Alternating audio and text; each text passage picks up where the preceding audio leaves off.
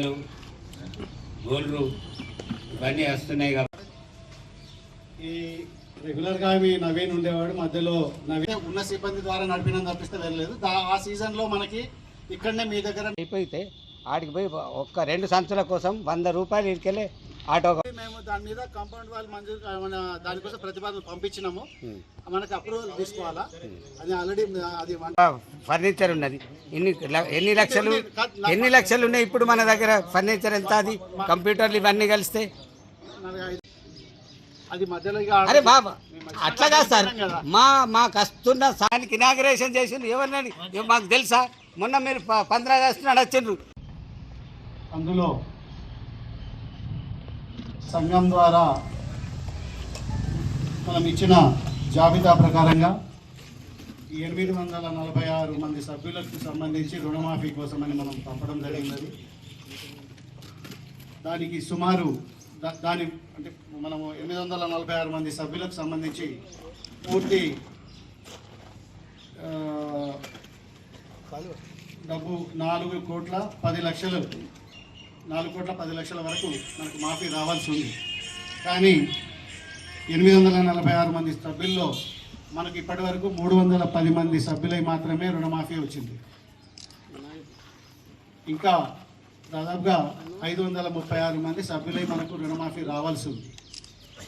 అంటే 310 మంది సభ్యులకు సంబంధించి 1,21,77,950 రూపాయలు మాత్రం మనకు రుణమాఫీ ద్వారా జమ కావడం జరిగింది. ఆ వచ్చిన డబ్బుని రైతు ఖాతాల్లో వాళ్ళకి ఇచ్చేయడం కూడా జరిగింది. మిగిలిన వారికి కూడా దాదాపుగా ఇంకా 536 మందికి 2,88,00,000 చిల్లర సంఘానికి మళ్ళీ రుణమాఫీలో భాగంగా రావాల్సి ఉంది. ఆ మిగిలిన దాన్ని కూడా ప్రభుత్వం ద్వారా వారందరికీ కూడా రుణమాఫీ త్వరలో వర్తించే విధంగా మనందరి తరఫున ఈరోజు మహాజన సభ ద్వారా మనము ప్రభుత్వాన్ని కోరుతూ కూడా ఒక తీర్మానం పెట్టుకొని మనం అందరము అది తీర్మానాన్ని ఆమోదించుకొని ప్రభుత్వానికి నివేదించుకున్నాం.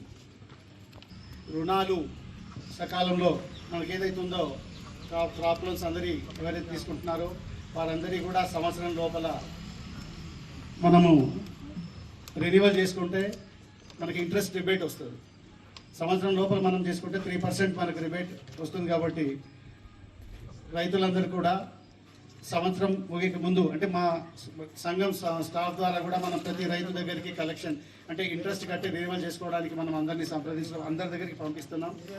రైతులందరూ కూడా ఆ వడ్డీని కట్టి మనం సంవత్సరం లోపల రెన్యువల్ చేసుకుంటే అందరికీ అంటే మన కేంద్ర ప్రభుత్వం ద్వారా వచ్చే 3% రాయితీ ఏదైతే ఉందో అందరికీ వర్తించే అవకాశం ఉంటుంది.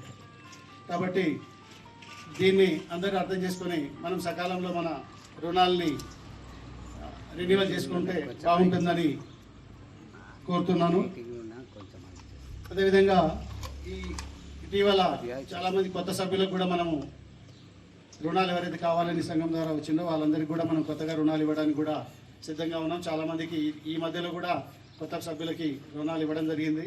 ఇంకా ఎవరైనా ముందుకు వచ్చిన రుణాల కోసం అంటే క్రాప్ లోన్స్ కోసం ముందుకు వచ్చినప్పుడు సొసైటీ తరఫున మనము క్రాప్ లోను అంటే పంట రుణాలని ఇవ్వడానికి మేము సిద్ధంగా ఉన్నాం. అంతేకాకుండా ఇప్పుడు వచ్చే వేసంగి వరి కొనుగోళ్ళకి సంబంధించి ఇప్పుడు గవర్నమెంట్ ప్రభుత్వం ఒక కార్యాచరణ చెప్తుంది. ఫస్ట్ వీక్లో తర్వాత కాటాలు మొదలు పెట్టాలని చెప్పడం జరిగింది. అది కానీ మనకి ఇప్పటివరకు ఇంకా అలాట్మెంట్ కానీ అంటే కేంద్రాలని ఎక్కడ కూడా ఇంకా కాలేదు. అది కొద్దిగా ప్రాసెస్లో ఉంది.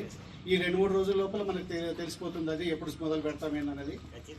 వాటికి తగ్గట్టుగా ఆదేశాలు రాగానే మనం అన్ని గ్రామాల్లో మన కొనుగోలు కేంద్రాలను ప్రారంభించుకొని మరి ఎప్పటిలాగే ఎందుకంటే ఈసారి గతంలో మనకు బోనస్ వచ్చింది కాబట్టి రైతులందరూ కూడా మన సంఘాల ద్వారానే కొనుగోలు కేంద్రాల ద్వారానే అమ్మడానికి సిద్ధంగా ఉన్నారు. వారందరూ కొద్దిగా ఓపిక పట్టి సీరియల్ ప్రకారంగా మనము పెట్టుకొని అంటే ఇబ్బంది పడకుండా అందరి వాటిని కూడా మనం కొనుగోలు చేసే విధంగా ఉన్న మా సొసైటీ సిబ్బందికి కూడా రైతులందరూ కూడా సహకరించాలని కోరుకుంటూ